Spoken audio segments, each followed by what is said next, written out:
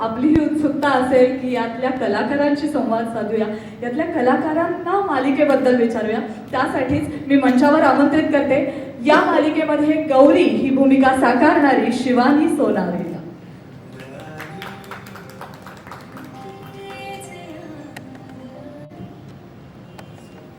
हाय शिवानी. हाय, नमस्कार.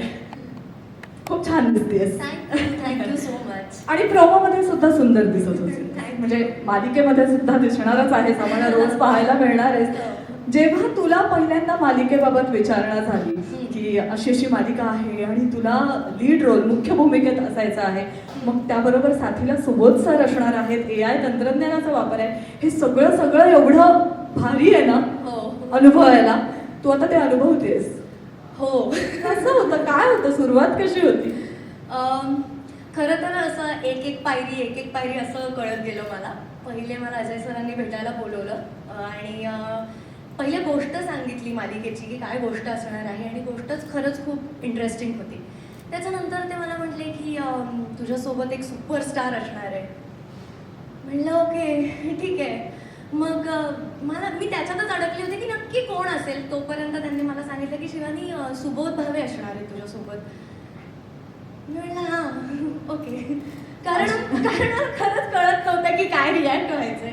म्हणजे आनंदही तेवढाच होता, दडपणही तेच तितकंच आलं होतं. त्याच्यामुळे मला तेव्हा कळलंच नाही की मी काय रिॲक्ट देऊ. पण मला खरंच खूप भारी वाटलं. आणि मग त्याच्यानंतर त्यांनी मला सांगितलं की ह्या मालिकेत आपण AIचा वापर करणार आहोत आणि ते कसं असणार आहे, काय असणार आहे, हे मलाही सुरुवातीला कळलं नव्हतं. जेव्हा पहिला प्रोमो आला त्यावेळेस मी सुद्धा खूप अशी होती, ओके वाव, हे खूप भारी आहे सगळं. आणि या सगळ्या भारीचा तू एक छान पार्ट असणार आहे. Yes. गौरी ही भूमिका साकारतेस. येस. तू गोड आहेस, गोड बोलतेस. आता गौरी सुद्धा गोड आहे. कशी आहे ही भूमिका? काय पाहायला मिळणार आहे आम्हाला या भूमिकेमध्ये? काय वैशिष्ट्य असणार आहे? गौरी खूप मस्त मुलगी आहे. गौरी आत्ताची आहे, स्वप्नाळू आहे. तिला परिस्थितीची जाणीव आहे. तिच्या घरच्यांवर, तिच्या स्वप्नांवर खूप प्रेम आहे.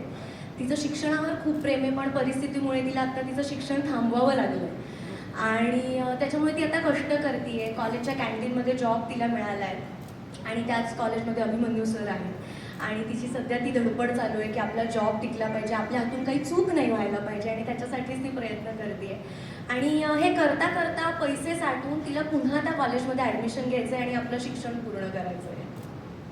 जशी गौरी आहे तशी तू भेटशी नव्याने ही मालिका प्रोफेसर अभिमन्यूंशिवाय पूर्ण होणार नाही. त्यामुळे शिवानी तुला विनंती आहे की तू इथेच थांब आणि अर्थात आता मी मंचावर आमंत्रित करते आपल्या सगळ्यांचे लाडके अभिनेते, तू भेटशी नव्याने या मालिकेमध्ये प्रोफेसर अभिमन्यू ही भूमिका साकारणारे सुप्रसिद्ध अभिनेते सुबोध भावे यांना.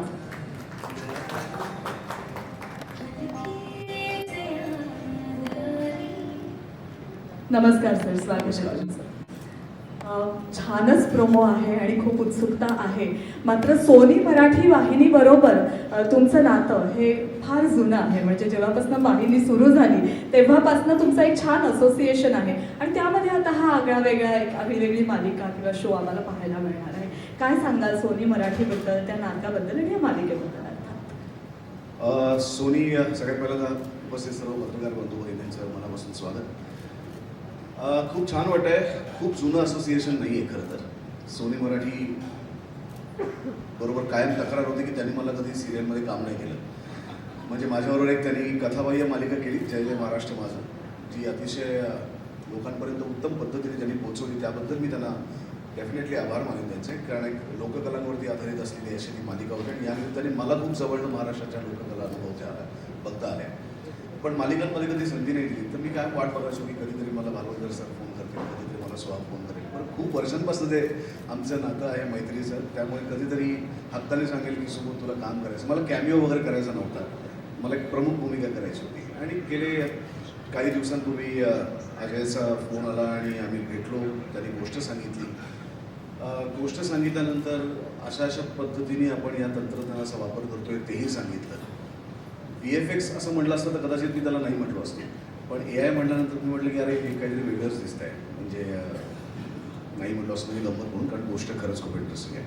पण AI म्हटल्यानंतर मला असं वाटलं की असं जर पहिल्यांदा मालिका क्षेत्रात घडत आहे आणि खरं तर सोनी मराठीबरोबर सोनीच्या सर्व तंत्रज्ञानांचंही कौतुक आहे की ज्यांनी अशा प्रकारचा एक प्रयोग घडवून आणला आणि जगात भारतात मराठी पहिल्यांदा असं काहीतरी मालिका क्षेत्रात घडतंय त्याबद्दल त्या सोनीच्या सर्व तंत्रज्ञानचं मी मनापासून कौतुक करतो की ही अवघड गोष्ट आहे, वाटतं तितकं सोपं नाही आहे, खर्चिक आहे, अवघड आहे आणि रात्रंदिवस त्या गोष्टीवरती काम करून ही गोष्ट शक्य होते हे आपल्याला माहिती आहे. त्यामुळे असं काहीतरी चमत्कार घडवण्यासाठी त्याच्या पाठीमागे काम करणारी टीम किती सक्षम लागते याची पूर्ण जाणीव आहे. आणि अजय मयेकर ज्याच्याबरोबर मी अनेक वर्षांपासून म्हणजे तो दिग्दर्शक मी अभिनेता असं आम्ही काम करतोय, तर अशी एक भट्टी जमून आली. संदीप जाधव, संदीप बरोबर मला असं वाटतं की सगळ्यात जास्त काम मी संदीप निर्माता असताना त्याच्याबरोबर केलं आहे. त्यामुळे संदीप, अजय निर्माते, सोनी मराठी चॅनल अशा सगळ्या गोष्टी जुळून आल्या आणि शिवानी तर तिच्याबरोबर काम करण्याचा योग या निमित्ताने आला. मी तिचं काम बघितलं होतं आणि अतिशय सुंदर काम करते ती आमच्या पुढच्या पिढीतली तरुणी आहे. तर मला असं वाटतं की ह्या काळात ह्या वयाला साजेशी अशी भूमिका मिळण्याची प्रार्थना प्रत्येक कलाकार करत असतो, जी माझ्या वाट्याला आली त्याबद्दल मी आधी परमेश्वराचे आभार मानतो आणि सोनी मराठीच्या सर्व टीमचे आभार मानतो. थँक्यू. माणसाची ना एक सुप्त इच्छा असते नेहमी की आपण पुन्हा एकदा तरुणपणे किंवा तरुणपणाच्या काळात जावं, पुन्हा एकदा तरुण दिसावं, पुन्हा एकदा म्हणजे तुम्ही तरुण आहातच, पण पुन्हा एकदा 25 वर्षांपूर्वी काय बरं घडलेलं आपल्या बाबतीत, कसे दिसायचो आपण, हे सगळं पाहावं अशी इच्छा असते. ती इच्छा या मालिकेच्या निमित्ताने तुमची सुद्धा पूर्ण होते आणि तुम्ही सुद्धा स्वतःला 25 वर्ष मागे घेऊन गेलेला आहात. हे सगळं पाहताना काय प्रतिक्रिया होत्या बरं इतरांच्या आणि स्वतःच्या काय प्रतिक्रिया होत्या? नाही, नक्कीच आनंद झाला. माझ्या घरी आईबाबांना, मंजिरीला, माझ्या मुलांनाही तितकाच आनंद झाला, एक्साइटमेंट वाढली. फक्त आता भीती अशी वाटते की माहीचं एक करिअर सुरू होईल आणि माझा म्हणजे यापुढे लोक मागेला जास्त घेतील काम करायला आणि मी आपला वाट बघतो की मला कधी घेणार आहे आणि त्याचा AI व्हर्जन म्हणून मला घ्यायला लागेल. जेव्हा तो 50शीचा होईल तेव्हा कसा दिसेल म्हणून सुबोध भावेला देतील. गमदापट. पण बघा ना तुम्ही किती किती किती बेमालूम काम केलं या सगळ्या माणसांनी. आणि मला असं वाटतं की तसं अजय बालुरकर सर म्हणाले की केवळ तंत्रज्ञान दाखवायचं आहे आमच्याकडे काय म्हणून या मालिकेची निर्मिती केली गेली नाही आहे. तर संपूर्ण टीम गेले वर्षभर या गोष्टीवरती काम करत होती आणि मला असं वाटतं की कर्मधर्म संयोगाने कदाचित आपण प्रसाद इतकं चांगलं काम कदाचित झालं असेल की प्रसाद म्हणून पटकन त्या क्षणी त्यावेळेस ती गोष्ट आपल्या हाताला येते. तशी ती गोष्ट त्यांच्या हाती लागली जी सोनीचीच होती आणि हे सगळं जुळून आलं. पण छान वाटतंय. कदाचित मी जेव्हा सुरुवात केली म्हणून मी म्हटलं की खूप जुनं असोसिएशन आहे. जेव्हा माझ्या कामाची सुरुवात केली आभाळमाया, ते त्यांचंच लेकरू होतं. आभाळमाया, वादळवाट, अवंतिका या सगळ्या त्या मालिकातल्या क्षणांपासून अजय आणि आम्ही एकत्र काम करतोय. त्यामुळे साधारणपणे मी असाच दिसत होतो अवंतिका आणि वादळवाट आणि या सगळ्या काळामध्ये. त्यामुळे पुन्हा तेच रूप माझं बघताना मला खूप छान वाटतंय, सिरियसली छान वाटतंय. खरोखर नॉस्टॅल्जिक वातावरण आहे. तुमच्यासाठी एक नॉस्टॅल्जिक अनुभव असणार आहे आणि आमच्यासाठी सुद्धा एक सुंदर अनुभव असणार आहे की AI तंत्रज्ञानाचा वापर करून कशा पद्धतीने आपण पुन्हा एकदा एक वेगळी काहीतरी गोष्ट घडवून आणू शकतो. शिवानी, सुबोध सर इथे आहेत म्हणून मला आत्ताच तुला हा प्रश्न विचारायचा आहे की प्रत्येक कलाकाराची आणि अभिनेत्रीची किंवा अशी इच्छुक जी असते की छान अभिनय करायचा आहे, तिची इच्छा असते की अशा अनुभवी कलाकारांबरोबर आपण काम करावं आणि सुबोध सरांबरोबर काम करावं अशी प्रत्येकाचीच इच्छा असते किंवा प्रत्येकाचीच इच्छा असते. या मालिकेच्या निमित्ताने ती इच्छा तुझीही पूर्ण होते आणि ती इच्छा पूर्ण झाल्यानंतर, ती गोष्ट, ती बातमी कळल्यानंतर तू सुबोध सरांना म्हणजे सोशल मीडियावर तुझं हे पोस्ट पाहिलेलं आम्ही की एक छानसं गिफ्ट सुद्धा दिलंस तू. काय होतं ते गिफ्ट, काय सांगशील त्याबद्दल? ते गिफ्ट असं काही ठरलं नव्हतं पहिले की द्यायचं, पण माझा आनंद मला स्वतःपुरता नव्हता ठेवायचा. सो मी माझ्या मित्रमैत्रिणींना एकदा असं सांगितलं की मी असं असं काम करते आणि माझ्यासोबत म्हणजे मी सुबोध सरांसोबत काम करते असं असं मी त्यांना सांगितलं. तर तेव्हा विषय सुरू झाला. प्रत्येकाची वेगळी वेगळी गोष्ट होती, प्रत्येकाची वेगळी वेगळी मत होती आणि सगळेजण म्हणत होते की नाही मला ना सुबोध सरांचं हे काम खूप आवडलं, दुसरं म्हटलं नाही मला ती फिल्म खूप आवडली, मला असं झालं की हां मला ही फिल्म आवडली, असं आवडलं असं. तेव्हा आमच्या लक्षात आलं की अरे हो यार, हे खूप छान आहे. त्यांनी आत्तापर्यंत जी कामं केली आहेत ती, मग ह्या सगळ्याचं एकत्र करून आपण त्यांना काहीतरी गिफ्ट देऊयात का. म्हणून माझ्या एका मैत्रिणीने मला ते सजेस्ट केलं की असं काहीतरी आपण करूयात का. म्हटलं डेफिनेटली करूयात. आणि मग आम्ही त्यांच्या फिल्मचे सगळे पोस्टर गोळा करून एक छोटंसं गिफ्ट एकत्र करून मध्ये आमच्या सिरियलचं पोस्टर आहे आणि मग तसं गिफ्ट मी त्यांना दिलं होतं. खरंच खूप सुंदर आणि तुम्हाला ते आवडलेलं निश्चितच. नाही, खूप छान वाटलं. फक्त मला कधी कधी ना असं कोणी आपल्या कामांचं कोलाज द्यायला लागलं की मला भीती वाटते की आता थांबा. तसं नाही झालं. पण खूप प्रेमाने दिली ते. मला असं वाटतं की खूप कष्ट त्याच्या वाटमध्ये घेतले ते सगळे करायला. आणि एक काम सुरू करण्याच्या अगोदरच असं काहीतरी एक दोन कलाकारांमध्ये ना एक फार सुंदर नातं असलं पाहिजे, एकमेकांचा आदर करणार. आणि तो रिस्पेक्ट फक्त वय मोठे किंवा खूप अनुभव केला म्हणून नसावं, तर एक अत्यंत उत्तम काम करणारी आजच्या काळातली अभिनेत्री म्हणून मलाही तिच्याविषयी तितकाच आदर आहे. आणि तो आदर कुठेतरी त्या गिफ्टमध्ये होता, त्यामुळे खूप खूप छान वाटलं. छान. आणि असं छान वातावरण आता बाहेर सुद्धा आहे. सुंदर पाऊस पडतोय, पावसाळा आहे, म्हणजे रोमॅन्टिक ऋतू सुरू झालाय असं आपण अगदी जाहीरपणे म्हणतो. आणि त्यामध्ये माहीचं एक वाक्य सुद्धा आहे ना, जगायला श्वासाची नाही तर प्रेमाची गरज लागते. तर दोघांची ही प्रेमकथा आहे, कशी फुलतीये किंवा फुलणार आहे ती आम्हाला पाहायला मिळणार आहे ही प्रेमकथा. दोघांनी थोडं थोडं सांगा. आत्ता जसं दिसतोय तसा हा खूप आत्ताच्या काळामध्ये मराठीचा प्राध्यापक आहे, खूप वृक्ष आहे, खूप नीरस झाला आहे, लोकांशी खूप कामापुरतं बोलणारा आहे, जेवढ्याच तेवढंच बोलणारा आहे, फार कोणाच्या आयुष्यात न डोकावणार आहे, स्वतःच्या आयुष्यात कोणाला डोकावू न देणार आहे. पण हे सगळं घडण्यापाठीमागे काहीतरी त्याच्या भूतकाळात घडलं आहे आणि त्याच्यामुळे तो असा घडला आहे. आणि तो काय होता हे आपल्याला माहीच्या स्वरूपातनं कळतं. मी माझ्या कॉलेजपासून अशी अनेक मुलं पाहिली आहेत की जी तेव्हा अत्यंत शांबळू होती, खूप लोकांसमोर यायची नाही, खूप असं लाजरी बुजरी होती. आणि आता त्यांचं फुलपाखरात परिवर्तन झालेलं मी बघितले, उलटं. म्हणजे हे उलटं त्यांच्यात झालेलं आहे, जे इकडे उलटं आहे. पण असे खूप बदल तुमच्यात होत असतात. आणि प्रत्येक गोष्टीला काहीतरी एक कारण असतं की असं का घडलं याचं प्रत्येकाचं एक कारण असतं. आणि या सगळ्याची कारणं त्याच्या भूतकाळात घडलेली आहेत. त्यामुळे ही गोष्ट आत्ताच्या काळातली जरी खूप महत्त्वाची असली तरी होण्यापाठीमागची कारणं त्याच्या भूतकाळात. त्यामुळे मध्ये मध्ये आपण तो भूतकाळ देखील बघणार आहोत. आणि मग तेव्हा आपल्याला सगळ्या गोष्टी उलगडणार आहेत की का आत्ता गौरी आणि अभिमन्यू हे एकमेकांसमोर अजून आले नाही आहे, आल्यानंतर काय फ्रिक्शन घडणार आहे, या सगळ्या गोष्टी आपल्याला ते बघताना कळणार आहे. पण म्हणजे दोन्ही शेड्स एकाच मालिकेमध्ये एकाच व्यक्तिरेखेमध्ये करायला मिळलं की दोन्ही खूप एकदम टोकाचे आहेत. तर ते करताना खूप ॲक्टर म्हणून मजा येते. पुन्हा एकदा माझ्या आवडत्या माध्यमात काम करायला मिळत आहे, मालिकांमध्ये काम करायला मिळत आहे, त्याचा एक आनंद आहे. आवडत्या कलाकारांबरोबर काम करायला मिळते, दिग्दर्शकांबरोबर काम करायला मिळते, निर्मात्यांबरोबर काम करायला मिळते. त्यामुळे या सगळ्या कामाचा एक उत्साह आहे, आनंद आहे आणि तो पुरेपूर घेतोय सध्या. बरोबर. आणि एक नवी कोरी गोष्ट सोनी मराठी वाहिनीवर आम्हाला पाहायला मिळणार आहे 8 जुलैपासून सोमवार ते शुक्रवार रात्री 9 वाजता तू भेटशी नव्याने. अर्थात माझे प्रश्न विचारून झालेत, मात्र पत्रकारांचे प्रश्न आहेतच आणि आपण पत्रकारांशी संवाद साधायचा आहे. त्यापूर्वी मी तुम्हाला दोघांना इथेच थांबण्याची विनंती करते आणि याचबरोबर पुन्हा एकदा मंचावर आमंत्रित करते सोनी मराठीचे बिझनेस हेड अजय भाळवणकर आणि fiction head programming Soha Kulkarni यांना.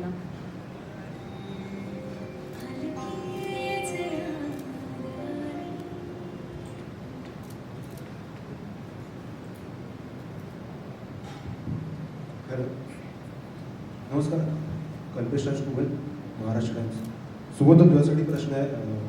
माहीचं कॅरेक्टर प्ले करताना, त्यासाठी त्याची चित्रीकरण करताना ते कितपत अवघड होतं, कितपत सोपं होतं, थोडंसं टेक्निकलदृष्ट्या काय नेमकं सांगशील?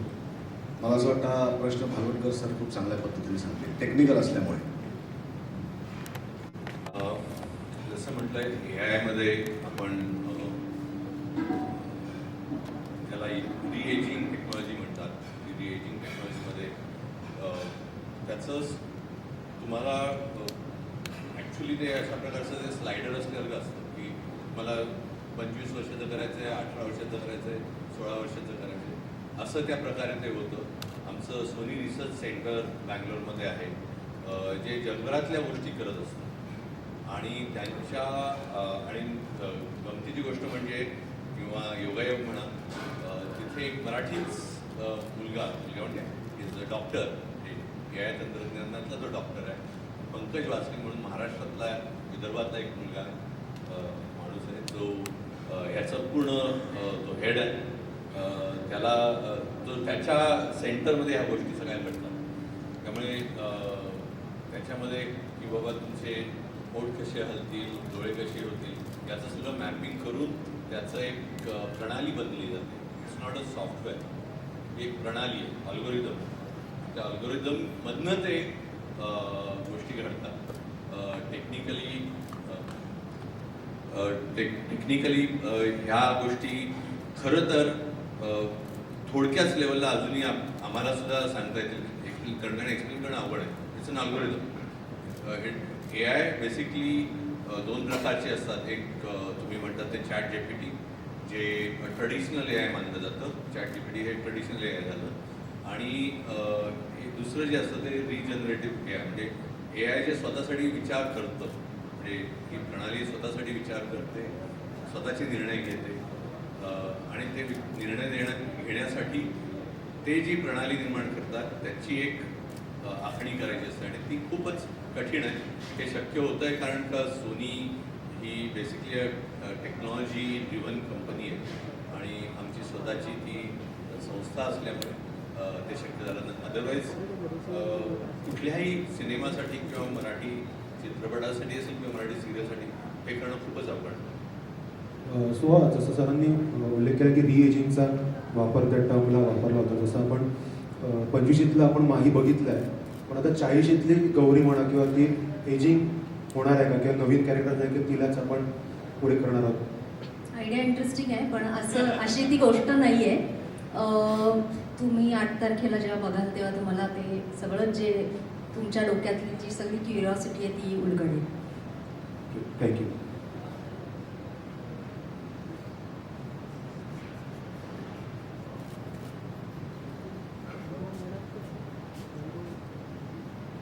मी मंदार जोशी, तारांगण चॅनल. तर माझा प्रश्न अजय सरांना आहे. जसं आत्ता सोबत म्हणाला की AIचं हे तंत्रज्ञान खूप खर्चिक आहे, तर माझा प्रश्न असा आहे की बजेटच्या दृष्टीने पर एपिसोड किती कॉस्ट वाढते AIमुळं, आणि ते तुमच्या बिझनेसच्या ह्याच्यात बसतंय का सर? कॉस्ट ॲक्च्युली याची सांगताच येणार नाही, म्हणजे जाहीर करता येणार नाही अशातला भाग नाही. ती केली असती जर ती मला लागली असती. मुळात जसं मी म्हटलं की Sony basically technology driven company आहे. From last century we have been in technology innovation. त्यामुळे ह्याची म्हणजे अशी कॉस्ट लावता येणार नाही, याची कॉस्ट लावता येणार नाही. कॉस्ट लावणं शक्यच नाही, आणि ती लावली तर मला परवडणार नाही. म्हणजे एक एपिसोडचं करता येणार नाही अशी परिस्थिती आहे. त्याच्यामागे जवळजवळ 40 तंत्रज्ञ काम करत आहेत दिवसभर, आणि त्यांनी गेले 6 महिने याच्यावर काम केलं. आणि हे सगळे जे लोक काम करत आहेत ते म्हणजे हार्वर्ड असे, म्हणजे they are very very expensive resource for anybody.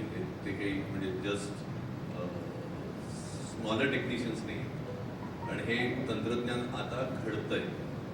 जसं मी म्हटलं, आता ऑलरेडी चॅट GPT हे ट्रेडिशनल AI मानलं जातं. हे त्याच्या पुढचं व्हर्जन आहे, पण हे अजून घडतं आहे. हे आमच्यासाठी घडू शकलं कारण का आम्ही सोनी आहोत. त्यामुळे म्हणजे कॉस्ट सांगणं शक्यच नाही, आणि ते परवडणार तर 100% नाही. नमस्कार, मी सूरज करटमल, रत्न मराठी मीडियामधून. सुबोध सरांनाच माझा प्रश्न आहे इकडे की आणि ह्यालाच लागून प्रश्न आहे कॉस्टचं. एकतर हा थोडासा मिश्किल आहे तुमच्यासाठी की तुम्ही 2 भूमिका करतायत, तर डबल पेमेंट आहे का?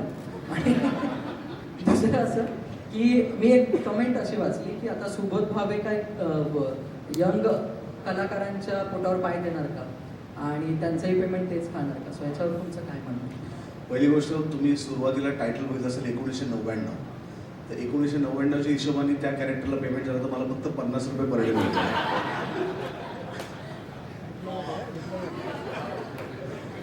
त्यामुळे ते 50 रुपये मी माझ्या मुलांमध्ये 25-25 असं त्यांना पॉकेट मनी म्हणून घेऊन टाकतो.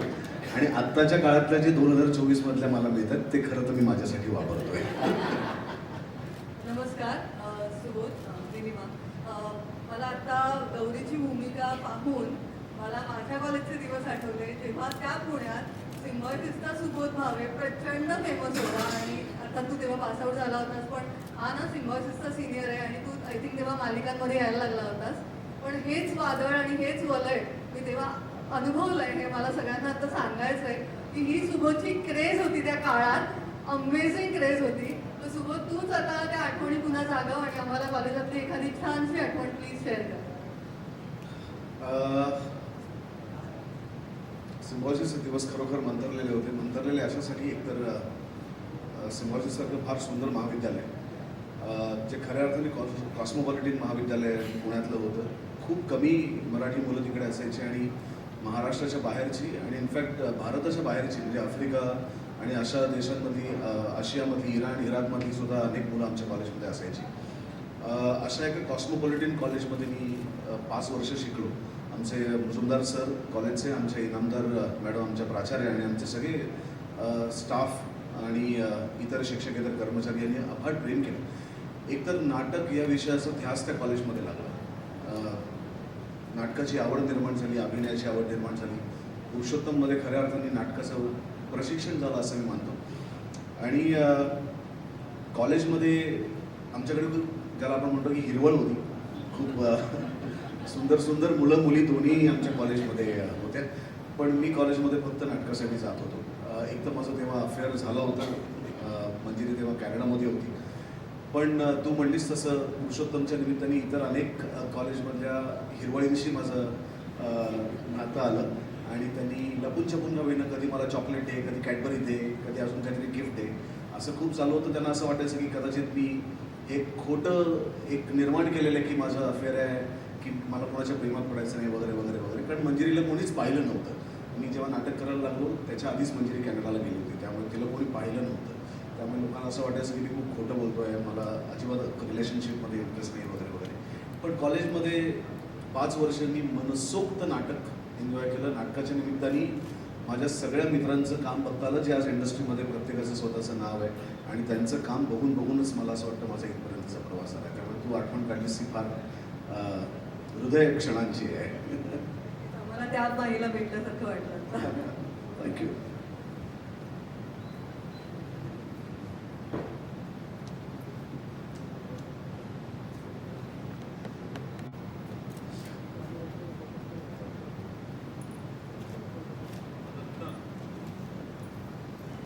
माझा प्रश्न अजयना आहे. अजय, AI तंत्रज्ञान आणलं नवीन छोट्या पडद्यावर, त्याबद्दल अभिनंदन. सोनी टीव्हीचं अभिनंदन. पण नवीन तंत्रज्ञान आणताना मूळ कथा जी आहे त्या काकाकडे तुला शिवलंच वाटत नाही का तुला? प्रश्न नाही कॉलेज. हा, कथानक AI तंत्रज्ञान आणताना एवढा खर्च केला तुम्ही, त्या मूळ कथानक आहे, कथेचा जो मूळ गाभा आहे, त्या गाभाकडे दुर्लक्ष शिवलंच वाटतं का? नाही, मुळात मी सुरुवातीलाच म्हटलं तसं आणि अगदी ह्या कार्यक्रमाच्या सुरुवातीपासूनच म्हणजे सुबोधला सर जेव्हा मी पहिल्यांदा गोष्ट ऐकवली तेव्हा मी त्याला AIचं वगैरे काहीच सांगितलं नाही. म्हणजे त्याला जर गोष्ट आवडली तर आपण हे करू असं होतं. तर जेव्हा गोष्टी म्हणजे तंत्रज्ञान हे शेवटी एखादी गोष्ट चांगल्या पद्धतीने सांगण्यासाठी असतं. त्याचं काही म्हणजे कुठल्याही प्रकारे अवडंबर माजवलं तर त्याचा उपयोग नसतो आणि तशी परिस्थिती सुद्धा नाही. गोष्टच इतकी जी अजयने डेव्हलप केली ती इतकी लेयर्ड आहे, त्याच्यामध्ये इतके वेगवेगळे गोष्टी घडणार आणि एखाद्या व्यक्तीमध्ये जसं सुबोधनी म्हणाला मगाशी की एक तरुण मुलगा आणि एक 40शीतला माणूस यामध्ये जे जीवनात घटना घडतात आणि त्या घटनांमुळे माणूस कसा बदलतो अशी ती कथा आहे. आणि अर्थात त्याच्यावर मी जास्त काही बोलणार नाही कोणतरी, पण ते कथानकच इतकं सुंदर आहे आणि त्याचा आम्ही प्रभावीपणे ही कथा कशी सांगायची तर त्यासाठी AIचा वापर होतो. अदरवाईज दैनंदिन मालिकेमध्ये इतकी अशी व्यामिश्र हा शब्द नव्हता वापरायचा मलाचपासून मला, पण आता वापरतो. कथा सांगणं हे कठीण जातं. हे शक्य होतं तंत्रज्ञानामुळे, पण तंत्रज्ञान हे कधीही तुमच्या कलेला हवी होऊ शकत नाही. सुबोध, माझा प्रश्न तुम्हाला एक आहे. मालिकेचं नाव तू भेटची नव्याने, तर या मालिकेत काम करताना तुला नव्याने काय शिकवलं? शिकतोय, आता शिकतो, सुरू झालं शूटिंग. मालिका संपल्यानंतर मी याचं उत्तर देऊ शकेन की यांनी काय शिकवलं. पण मला असं वाटतं प्रत्येक मालिकेने टचवूड माझ्या आत्तापर्यंतच्या आयुष्यात आलेल्या प्रत्येक मालिकेने कलाकार म्हणून मला खूप समृद्ध केले. प्रत्येक मालिकेने मला उत्तम उत्तम व्यक्तिरेखा दिल्या. प्रत्येक मालिकेने मला लोकांच्या घराघरात मनामनात पोहोचवलं आहे आणि मला असं वाटतं माझ्या आयुष्यातलं मालिकांचं स्थान फार वरच्या दर्जाचं आहे. माझे सिनेमे तर फार नंतर चालायला लागले किंवा सिनेमांमुळे तर लोकांना खूप नंतर माहिती झालं. बऱ्याच वेळा माझ्या काही मालिकांमुळे लोकांना असं कळायला लागलं की मी ॲक्टर आहे. इतके माझे सिनेमे लोकांनी पाहिले नव्हते. त्यामुळे मालिकांचं माझ्या आयुष्यातलं कॉन्ट्रीब्युशन फार मोठं आहे आणि प्रत्येक मालिकेने मला उत्तम व्यक्तिरेखा दिली आहेत, उत्तम सहकलाकार दिले आहेत, उत्तम टीम दिली आहे, जी कायमस्वरूपी लक्षात राहील अशी दिली आहे. आणि मला असं वाटतं की हा रोलसुद्धा तितकाच महत्त्वाचा आहे, तितकाच माझ्यासाठी मोठा असणार आहे.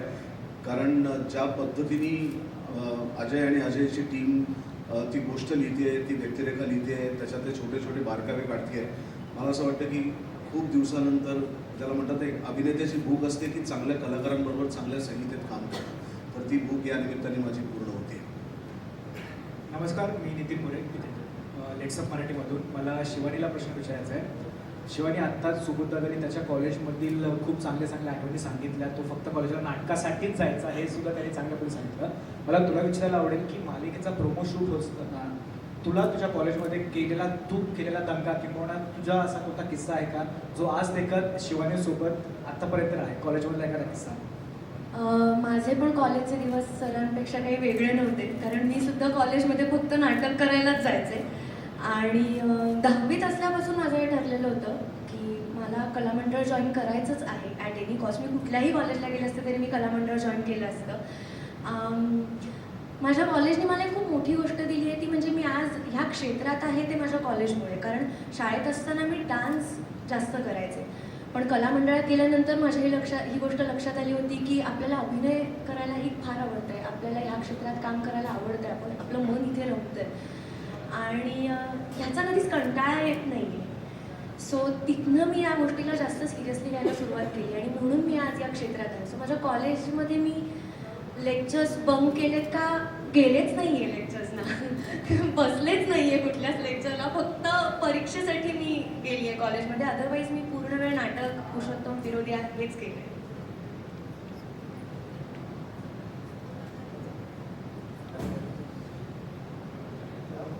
सुबोधदादाला प्रश्न आहे तुमच्या मत ऑनलाईन.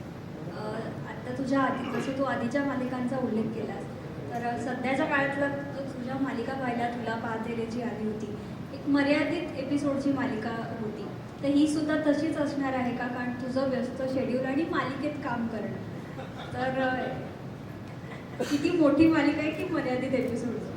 मालिका त्याच्या गोष्टींनी मोठी, मी सुबोधचा तर मी देतो.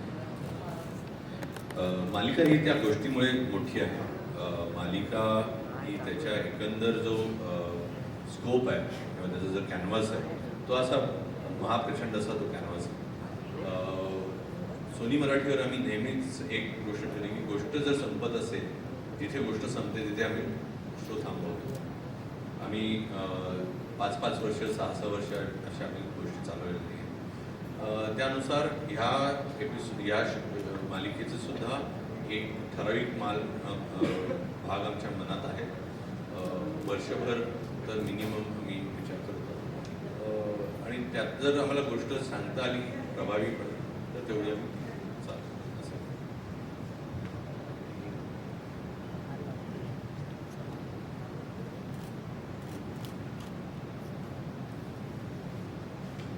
कोणाला काही प्रश्न आहेत अजून?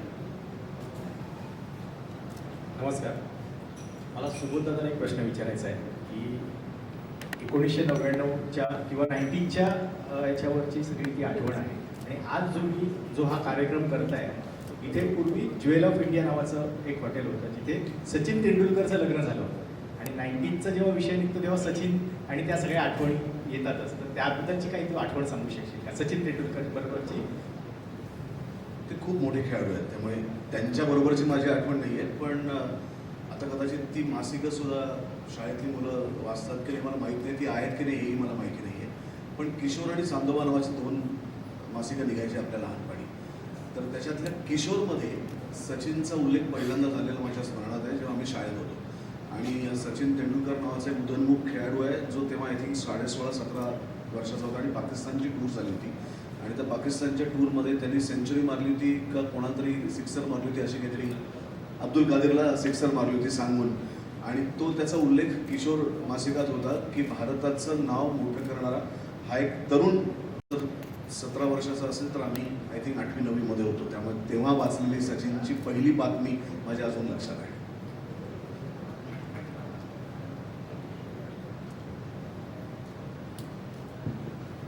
पत्रकारांचे प्रश्न झालेले आहेत आणि यानंतर आपण 1-to-1 इंटरव्ह्यूकडे सुद्धा वळणार आहोत.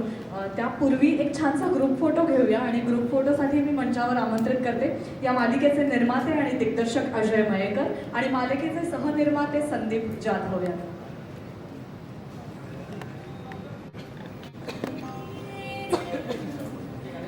ग्रुप फोटो झाल्यानंतर आपण 1-to-1 इंटरव्ह्यू आणि लंचची सुद्धा व्यवस्था केलेली आहे, त्यामुळे जेवण आणि त्याचबरोबर 1-to-1 इंटरव्ह्यूकडे वळायचं आहे.